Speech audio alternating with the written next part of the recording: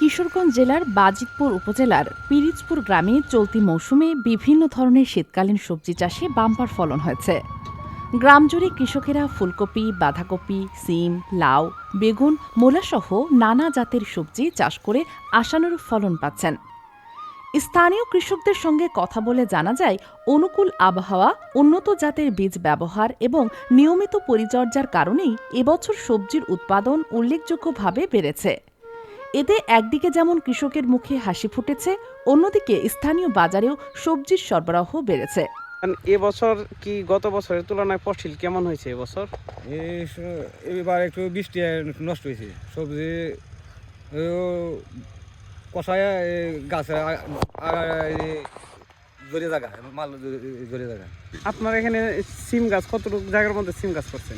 জমি আমার আছে প্রায় 40 শতক জায়গা আছে। 40% জায়গা। আচ্ছা, এই যে কৃষি অফিস বা সরকারের পক্ষ থেকে কি আপনারা কোনো সহায়তা পাচ্ছেন? সহযোগিতা তেমন বেশি পাইনি আমরা।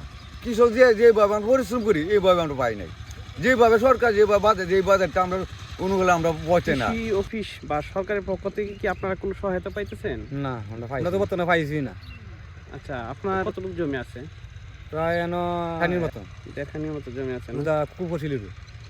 এখানকার উৎপাদিত সবজি কেবল স্থানীয় চাহিদা পূরণই নয়, ঢাকা সহ দেশের বিভিন্ন অঞ্চলেও সরবরাহ করা হচ্ছে।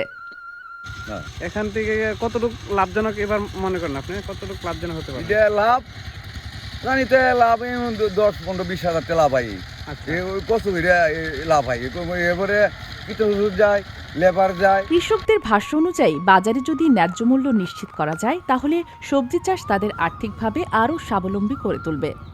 পাশাপাশি গ্রামীণ পর্যায়ে কর্মসংস্থান সৃষ্টি হয়ে বেকারত্ব হ্রাসেও গুরুত্বপূর্ণ ভূমিকা রাখবে। তবে ইতিবাচক এই চিত্রের পাশাপাশি কিছু চ্যালেঞ্জের কথাও তুলে ধরেন কৃষকেরা। তারা জানান, কীটনাশক, সার ও বীজের দাম দিন দিন বেড়ে যাওয়ায় চাষাবাদে ব্যয় বৃদ্ধি পাচ্ছে, যা তাদের জন্য অর্থনৈতিক চাপ তৈরি করছে। এই যে বীজ, সার, কীটনাশক এর দাম কি আগের বছরের তুলনায় কেমন এবছর? প্রতি বছর কম পাই না, কিন্তু প্রতি বছরই দাম বাড়তি থাকে। দাম বাড়তি থাকে। এই যে বাড়তেছে বাড়ি, কিন্তু কমে নাই।